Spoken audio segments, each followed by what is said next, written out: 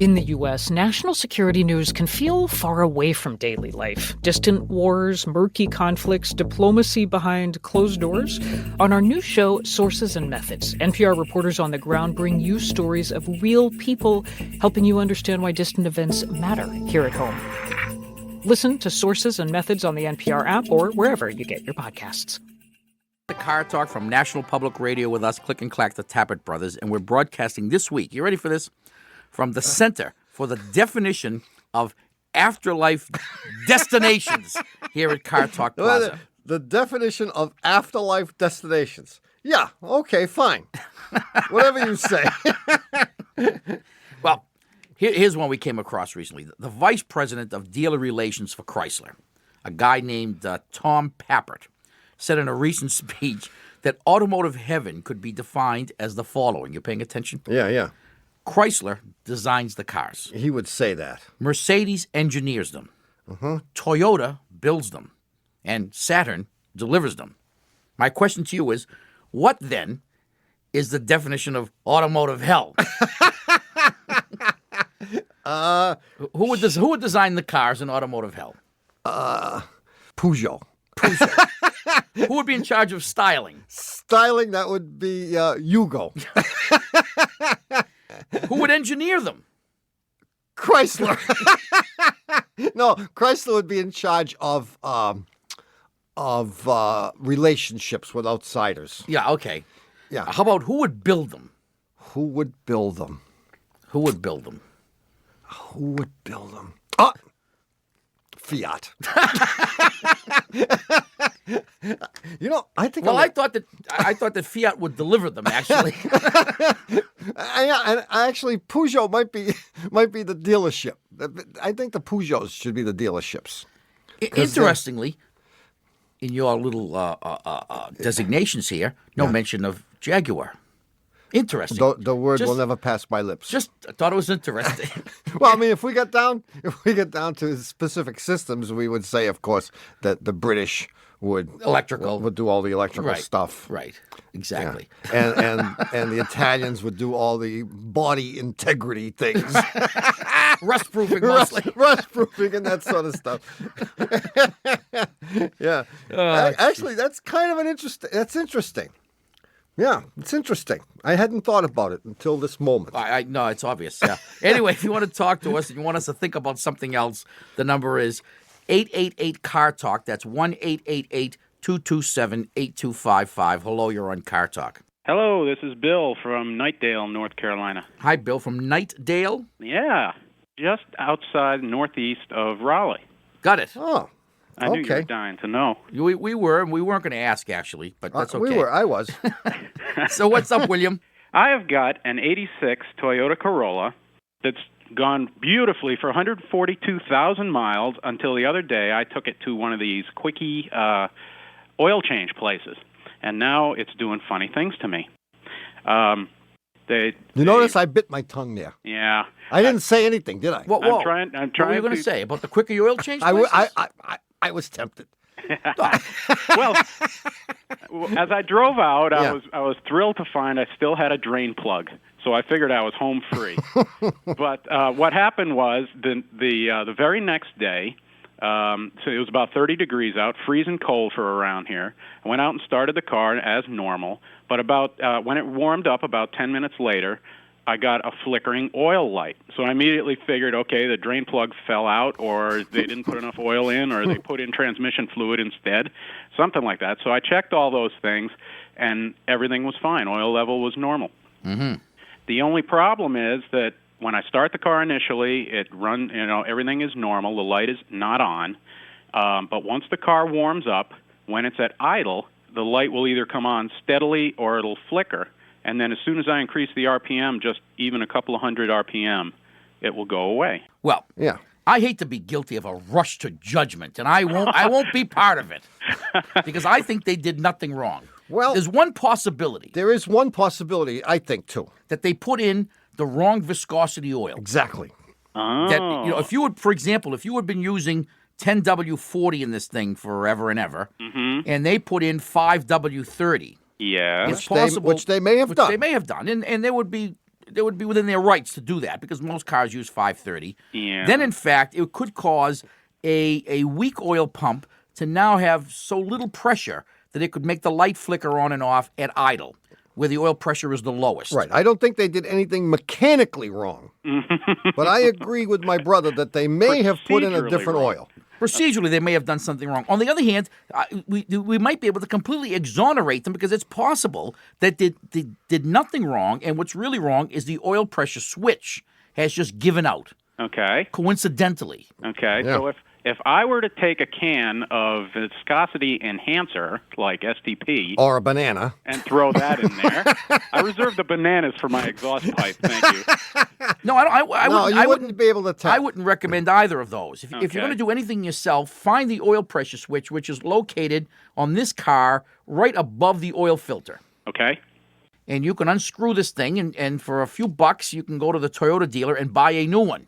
Okay. And screw that in and see if that solves your problem. Okay. If it doesn't, then you really have low oil pressure because if your pump is good enough, Yeah. it should produce enough pressure whether you have 1040, 530, 0W30, no matter what viscosity oil you have in there, the light shouldn't come on. But it might be on the hairy edge. Well, I don't want to be a Cro-Magnon about this, but could I just go back, get my oil changed, use 1040, and see if the light comes on? It would be a wonderful test.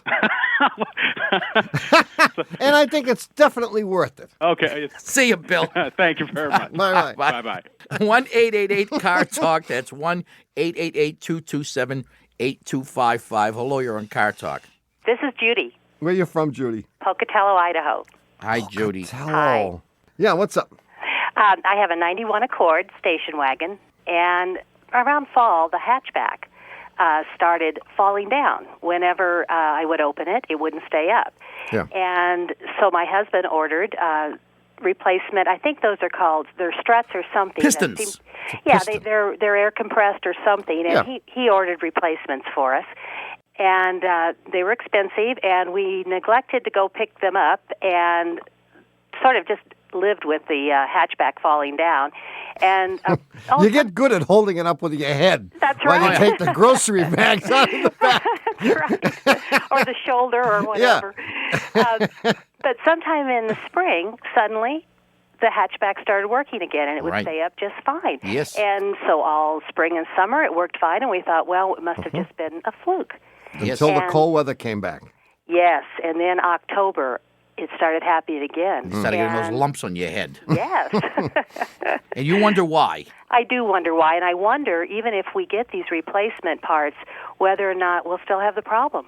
No, you won't. Okay, No, what's happened is the pistons that are in there have Yeah. leaked out. What's in there is a gas under pressure. okay, So when you open the trunk, the pistons hold the thing up because this gas under pressure is pushing the rods out. all right, And then in order to close it, you must overcome this and compress that gas, okay. which fortunately is compressible. Yeah, But but fortunately, the weight of the hatchback is not enough to compress it if everything's working right. All right. But when some leaks out, the weight is enough and the thing will either close very quickly or usually close very slowly at first.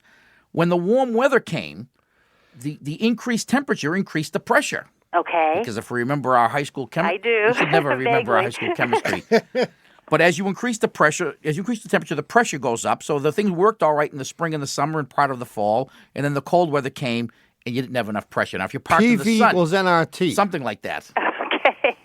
I don't remember that much. I but- don't either. I made it up. Okay, so if I do get the replacements, then it should They'll work, yeah. Oh, yeah. Great. Because they will not have leaked well, like yours did. the boys at the grocery store are going to appreciate it. See you, Judy. Thanks for calling. Thank Bye-bye. you. Bye-bye. Hey, the puzzler answer and more calls are coming up right after this.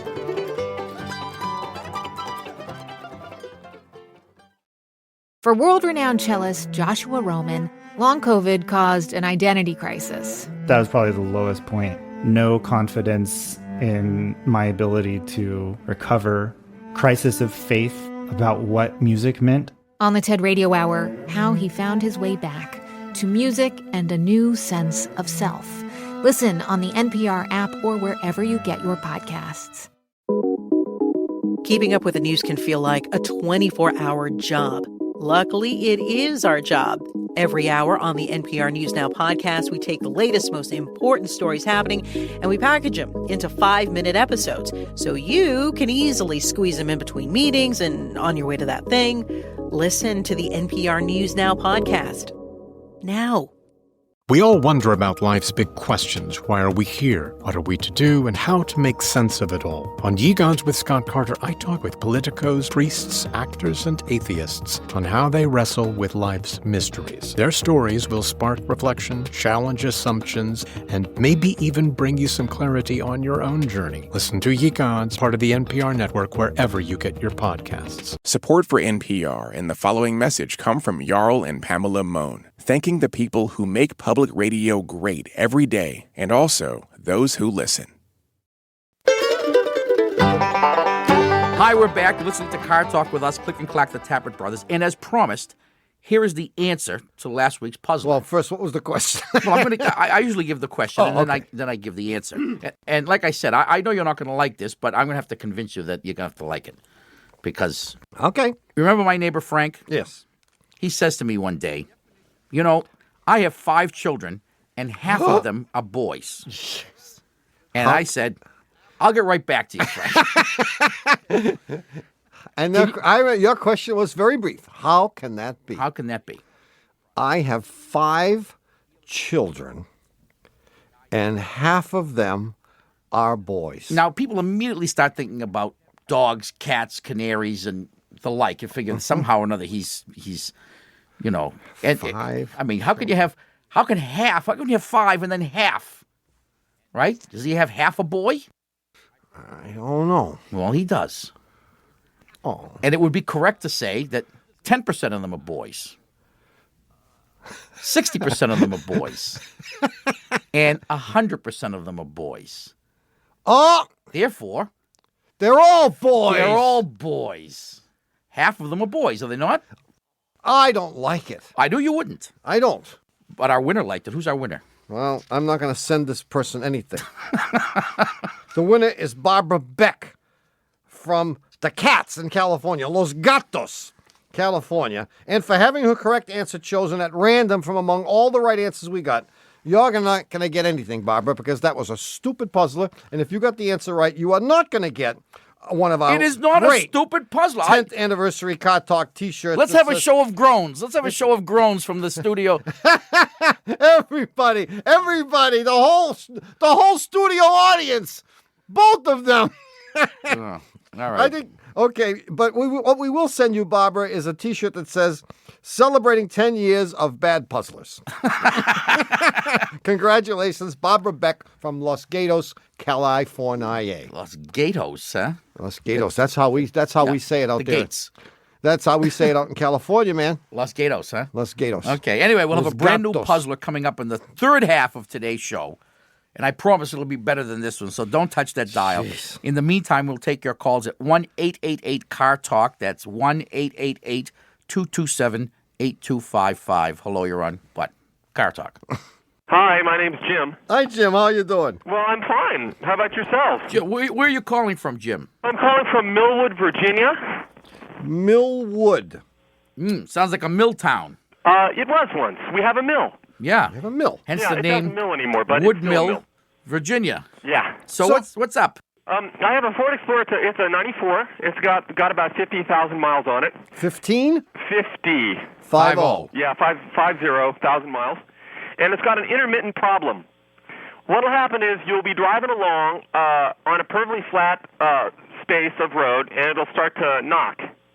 And if you're going up a hill, the knock can be incapacitating. It can sound like gunshots. Well, not gunshots, but it's really loud inside the engine, and you lose power, and all I've been able to do in those cases is pull over and turn the car off. And generally when I turn it back on again, it's doing okay. Really? And, yeah.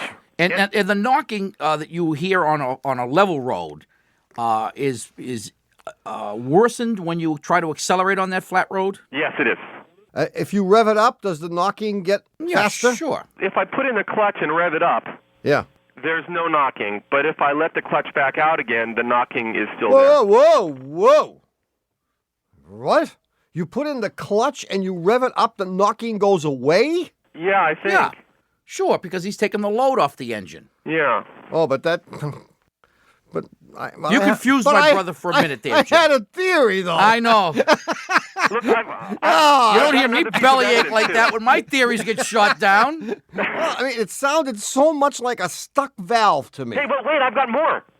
Yeah, I've good. got more. Maybe Well, this forget will what I sound said about like the a stuck valve, then. too. My dearest sweetheart parked it on an incline, facing uphill, and left it in first gear, as you guys told us to do on Car Talk. Yeah. And without the brake on, and she got out. We never told you to do it without the brake on. You gotta put the brake on. That's all right. Just continue. So anyway, she got out of the car, and the car drifted backwards. It went clunk and went backwards, and then it went clunk and went backwards again.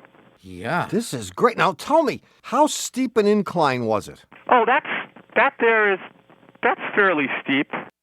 Irrelevant. No, It's irrelevant. It's not irrelevant.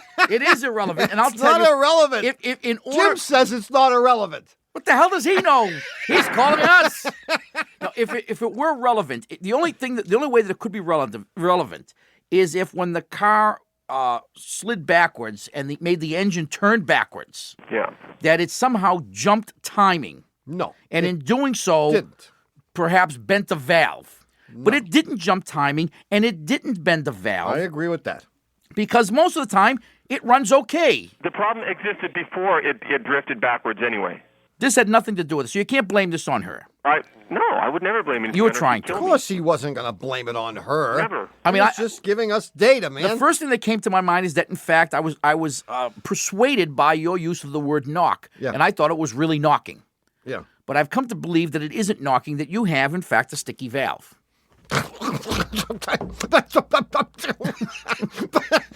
Flabbergasted. Oh, wait, so what you're saying is that I'm flabbergasted. this valve sticking then makes noise? Oh, yeah. Oh, yeah. physical A sticky stickiness of valve the makes a valve. lot of noise. What happens when the valve sticks in the open position, Yeah. the cam is turning, and the cam is supposed to open the valve. Yeah. Okay? When the valve is already open, all the valve train mechanism in between the cam and the valve has too much lash in it. So when the cam comes around to open it, it has to move all that stuff, and it slams against the valve stem. Yeah, yeah. And you hear tuck, tuck, tuck, tuck, tuck, Yeah, tuck, yeah. tuck, tuck, tuck, tuck, tuck. And then it can go away as quickly as it appeared. The valve can free up, and in a heartbeat, Yeah. the noise can be gone and the thing running smoothly. And incidentally, you would notice a loss of power because you'd be knocking out one of your 6 cylinders. Yeah. Yeah. So you'd be running on 5/6 power. But since you have now come around to my way of thinking, doesn't the fact that he steps on the clutch and revs up the engine and the noise goes away make you want to say, what? No, not really. Well, get out of that, wise guy. No, it may not be a stuck valve. It may be a collapsed lifter. It may be a It's not collapsed stuck lifter. valve. No, but if it's a collapsed lifter. Then revving it up like that increases the oil pressure, pumps the lifter up, Yeah. and the noise goes away. Well, I can understand that, but now how do you explain that the thing rolled backwards when in first gear on just a reasonable kind of incline if there wasn't a couple of valves stuck open Yeah. when they should have been closed? Yeah. How do you explain that? Yeah. How do you explain that? Anyway, Jim, stick with me on this. Well, but see, all this it really doesn't fit together. A lifter is a great answer for revving up the engine. That's good. Mm-hmm. It also explains the noise, but it doesn't explain rolling backwards. We can assume that the rolling backwards has nothing to do with it, but you must admit All right. that a vehicle with I only will now 50,000 miles I will now on integrate Wait, everything. let me just say, a vehicle with 50,000 miles on it should have plenty of compression to hold the vehicle Yes. if it's in first gear. I agree. That should Okay. never have All right, happened. I have a new theory. You have a Okay. stuck valve. And you may have had a couple. And a collapsed lifter. No, you may have had a couple of stuck valves at one time. Maybe Yeah. when your girlfriend parked on this hill, Yeah. this Yeah. famous hill. Yeah. The valves were stuck in the open position, so you had a 4-cylinder engine instead Yeah. of a 6-cylinder engine. And bingo, you're And wrong. hence the vehicle rolled downhill. So we can accept that. Now, Sure. when you rev it up on occasion, you are hitting that stuck valve with enough additional force Oh. to unstick it. The Oh. pistons, the connecting rod stretch theory. No. That doesn't work. Yeah. The other day, my brother discussed the connecting rod stretch theory. That Well, when you I'm rev up still- the engine. I'm still refining it. But that doesn't work. Because if the additional impact unstuck the valve, then when I let the clutch back out, it would stop. Yeah. Yeah. And as soon as you let the clutch out, it starts clacking away again? It starts again, yeah. You're absolutely sure of that? I am not absolutely sure of that. Oh, Jim. I mean, the only thing that makes sense here is that you're wrong about the issue of when you step on the clutch and rev the engine, the noise goes away. And you just admitted under oath that you're not really sure that that's true. If, in fact, that's not true, then the stuck valve theory is perfect. Okay. Right. Let's go with that. Okay. The question is now, what do you do about a stuck valve? Yeah. Well, you can try additives. There are various fuel Additives are system great. additives that will work. Okay. Give it a shot. Give it a shot. Okay. And it was unfair of you to be so harsh on us. Well, was I harsh? Never mind. Nah, Hey, you guys are God. Hey, Jim. See you, Jim. Hey, thanks for calling, Jim. Thank you. Bye-bye. Bye-bye. Bye. That was a nice 5-minute call. I'm exhausted. Is it time for a break yet? Sure, why not? We'll be right back with more calls and the new puzzler after these messages.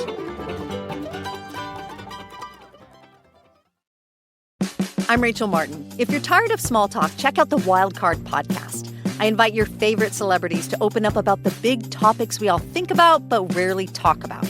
Tune in this fall to hear Matthew McConaughey, Shonda Rhimes, and Padma Lakshmi talk about everything from grief and God to ambition and forgiveness. Watch or listen on the NPR app, YouTube, or wherever you get your podcasts. On Fridays, the 1A podcast is all... You care about what's happening in the world. Stay informed with NPR's State of the World podcast. In just a few minutes, we take you to stories around the globe. You might hear the latest developments in world conflicts, or about what global events mean for the price of your coffee. Listen to the State of the World podcast from NPR. Psst, psst. Did y'all hear? Code Switch is one of Time Magazine's top 100 podcasts of all time, baby. Mm-hmm. They called our show, quote, a kind of cultural compass, never preachy, always curious, about the roots of inequality in people's lived experiences. Mm-hmm. I mean, I'm biased, but we couldn't have put it better ourselves. And we're digging into all this every week. So make sure you catch the next episode of Code Switch on the NPR app or wherever you get your podcasts.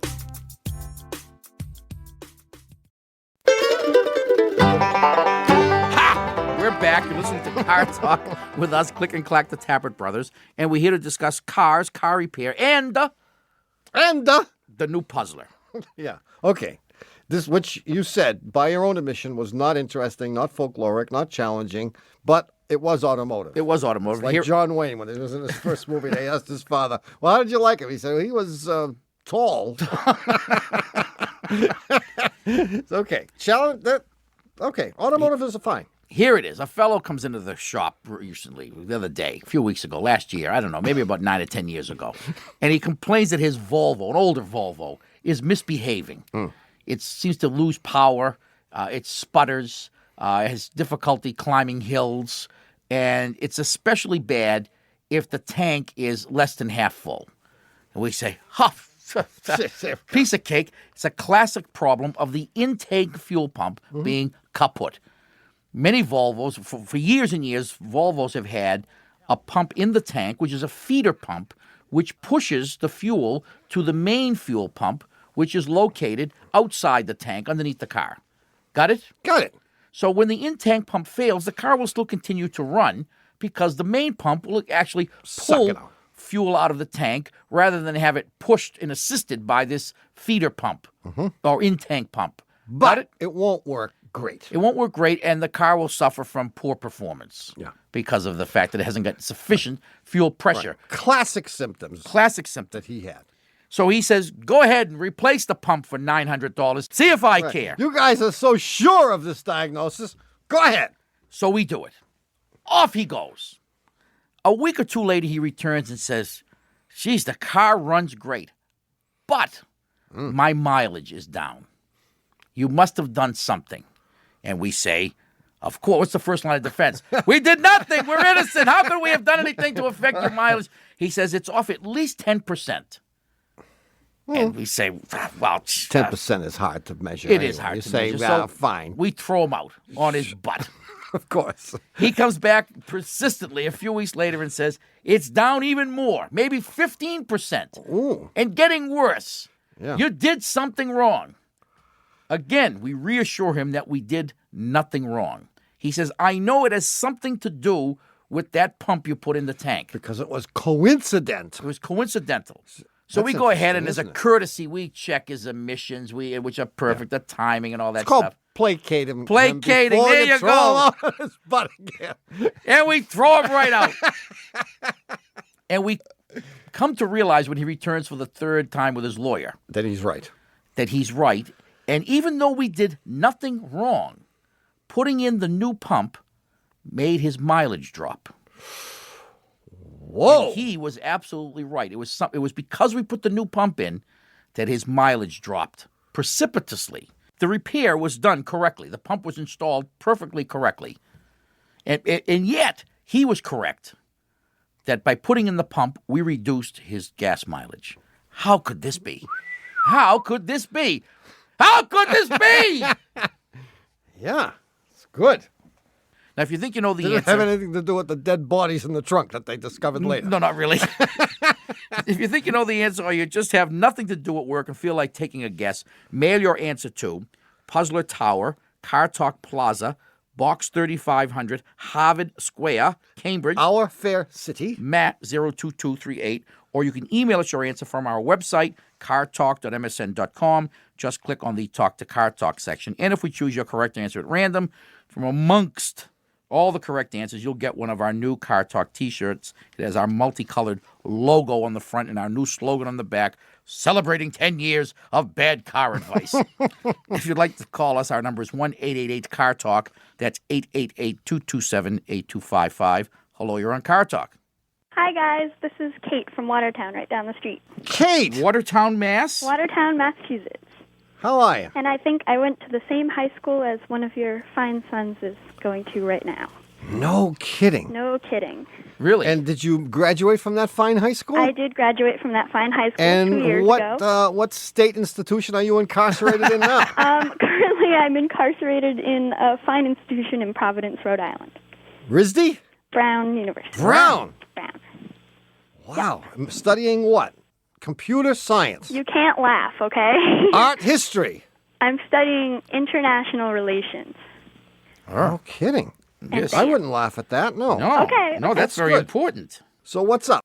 I'm calling you actually with a relationship problem. International? No. No. Okay. Of a different nature. Domestic relationship. Okay, yes, domestic relationship. Yeah. I currently own this tiny little Suzuki Swift from 1990, and it drives me crazy because every time I try and leave school, it breaks down. Yeah. So I need to get rid of this car. I need to move on with my life. Here's where the relationship problem comes in. My boyfriend, who also attended this high school, who I've been with for almost 4 years. Wow. Did you meet him back there in high school? You I must did. have. I did. Where does he go to school? He goes to Tufts. Oh, so there's right- a lot right of up traveling going on here. There's a lot of traveling going on.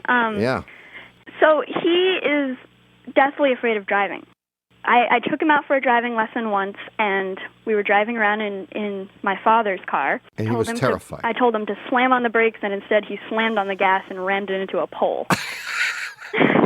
And he took that as a message that Yes. he should stay away. He took that as a sign from above that he should no longer Yeah. be driving vehicles. Cool. I really want him to learn how to drive, though, because it's driving me insane. I have to pick him up. I have to bring him to his dentist appointments. I mean, this boy makes me drive up from Providence and get him in Medford and drive him to appointments. Okay? That's great. It's not a good situation. No. No. So, in purchasing a new vehicle, my dilemma is whether to get a stick shift, which would make my life much happier. He is purchasing a new No, vehicle? no, no, no. You are. I am. Yeah. But my eventual goal is to get him to drive. Yeah. No, the stick shift is out of the question. Absolutely out of the question. Yeah, and if he can't don't deal say with that. stop signs and the like, If he can't even distinguish between the gas pedal and the brake pedal, you want to mess around with yet a third pedal and a lever that has to be diggled around? No. But I hate automatics. I feel like I'm driving a bumper car. Well, what do you hate more? Driving all the way from Providence to Medford to take him to an orthodontic appointment? Well, I figured the other option is to train him in public transportation. Yeah, what's with that? Why doesn't he understand public transportation? He's too lazy. He's too lazy because he has you at his beck and call. I know. I would refer to him, if I were you, as geographically undesirable. And I would start looking for a guy in Providence. Except all the guys in Providence are in the mob, if you know what I mean. I don't mean that in a bad way. No, he certainly doesn't. I don't mean it in no bad way. For any you used that may be listening. I wasn't aware of that. Oh, yeah, well, it happens. No, that's all right. I mean...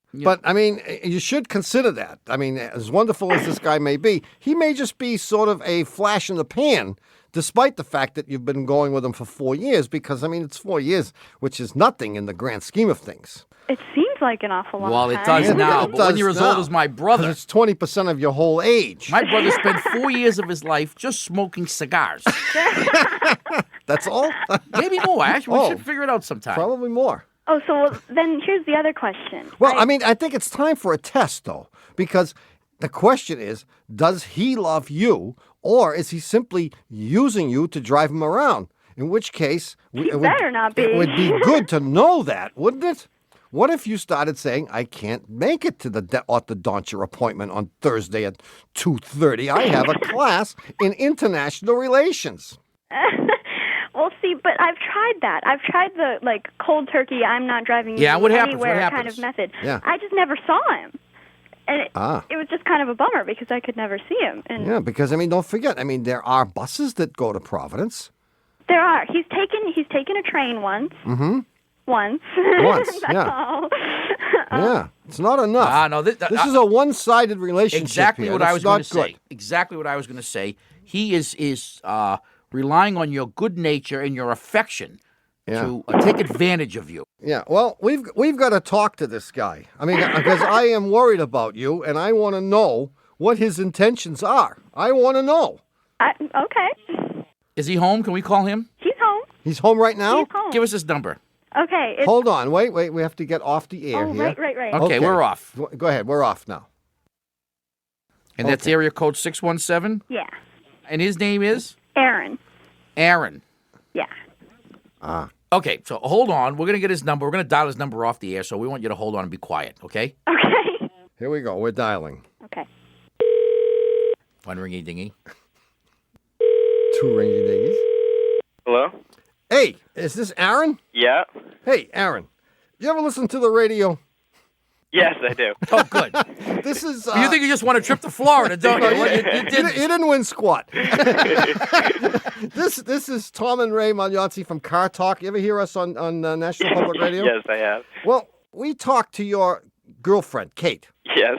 And I don't know if she's mentioned to you that she's getting a little tired of picking you up and driving you around all the time. Yeah, she was a little concerned that, you had like a hangnail and she had to drive up to Providence to take you to the doctor and that you refused to get a license and you refused to drive. And when she told us the story, we said... Oh, we planted the seeds of doubt. That, gee, this sounds like this guy is taking advantage of your good nature. And we told her we'd call you and discuss it. Okay. Do you mind discussing it? No, I don't. No, and she's not listening, so you can feel free to say anything you want. Well, yeah, why won't you get a license, for example? Well, it's a difficult subject. I did driver's ed. Yeah. I did all that stuff, and I was driving around for a little while. I was doing highways, I was switching lanes, I was doing all the stuff. But doing all the cool stuff, yeah. Yeah, and I enjoyed driving. But then I went away for a little while, and I came back, and I started driving around. I got into like a few little things, and then school started, and I got behind. Everything got put off, and then I never got it. I don't know. I don't have much of an excuse, I suppose. Yeah. But, how can you expect her to drive? It's like, what is it, like an hour and a half, an hour ride from Providence to you go to Tufts, right? Yeah. So she comes to visit you. Yeah. Yet you don't want to take the bus. It's really not a great... I visited her before. I've taken... Whoa. How many times have you visited her compared to the number of times she's visited you? I visited her like twice. But the thing is that... Well, how many times has she visited you? I don't know, but it's a totally different scenario because she's coming home and oftentimes she has stuff that she has to do here anyway. So I'm sort of a side stop in that regard. Oh, so you don't think she's coming expressly for you, but she's coming to visit her folks, for example? Well, sometimes. I mean, so she's just being a crybaby then when she says that she's driving you all over hell's creation, and it's not true. She lied to us, in other words. I would say that crybaby is a strong word. But I'm in the right ballpark, though, right? Well, it would be false for her to say that every time that she comes up here, it is expressly to see me. But, well, here's the larger question: if she said to you that she wouldn't be coming to visit anymore, would you either get a license or be motivated to take the bus to Providence, would you dump her? I wouldn't dump her. Well, I mean, she would certainly become, as we say, geographically undesirable. I mean, a girl who lives 50, 60 miles away. I mean, come on. Yeah. I mean, I wouldn't go 50, 60 miles. And we're just wondering, would you take the bus to Providence every weekend to see her? Well, I mean, every weekend is a bit strong, but I would see her. Would you then split it 50-50 and say, look, you come up here one weekend, I'll come down there one weekend? Yeah. You would if you had to. Yes. Oh. All right, then you passed the test. You're not a bum. You hear that, Kate? Yeah. Kate, I didn't know you were there. Geographically undesirable? Guys, you turned on me. Well, no, we had to do that to find out if Aaron was all right. It was a setup. It was a good cop, bad cop thing, you know? Okay. Yeah, we had to. Yeah, I mean, we had to put you in the poorest possible light. Yeah. Okay, well, I mean, Aaron passes my test. He does. He passes my test too. Except Aaron, you got to get a license, man. I know. The thing is that there's no future plans of doing this. That's not true. That is not true. I mean, Now, don't fight, kids. Well, but we have to get him back in a car first, and he's afraid of driving. Not afraid of Aaron. You're not afraid of driving. I don't think afraid is the right word. I've become a little tentative because I haven't done it in a while. Yeah, I mean, I don't think we should be forcing Aaron to get a driver's license because I don't think it's really necessary for everyone to have a driver's license. But I do think you should share the travel responsibilities with Kate a little bit. Yes. Right, and we have you taped. We have it on tape. So if you don't shape up, we're gonna have to come down and lay a beating on you. So Kate, you can kick back next weekend, and Aaron will be down to visit you. He will. Right. Okay. We'll see. Have a nice time, guys. See ya. Bye. Well, it's happened again. You vaporized yet another hour listening to Car Talk. Our esteemed producer is Doug, the subway fugitive, not a slave to fashion Berman. Our associate producer and dean of the College of Automusicology is Ken Babyface Rogers. Our assistant producer is Catherine Crystal Ray, and our engineer is Jonathan Marston. Our technical, spiritual, and menu advisor is Mr. John S. Lawler. Our public opinion pollster is Paul Murky of Murky Research, assisted by statistician Howe and WBUR in Boston. And even though Will Schwartz is puzzled when he hears us say it, this is NPR, National Public Radio. At All Latino, we celebrate Latin music all year round. But during Latin Music Month, we really amp it up. Once again, we're turning the Tiny Desk into El Tiny and bringing you 11 hot-off-the-desk performances. Hear musical giants like Gloria Estefan in a more intimate setting. And get to know newer artists like Macario Martinez. Celebrate Latinidad with us all month long on the Alt Latino podcast from NPR. There are a lot of books out there. Big ones, small ones, smart ones, silly ones, ones that thrill, and ones that are, well, kind of a bore. But NPR's Book of the Day podcast is here to help you find your favorites. Through our author interviews, you can find out if a book is right for you in 15 minutes or less. So listen to NPR's Book of the Day podcast in the NPR app or wherever you get your podcasts.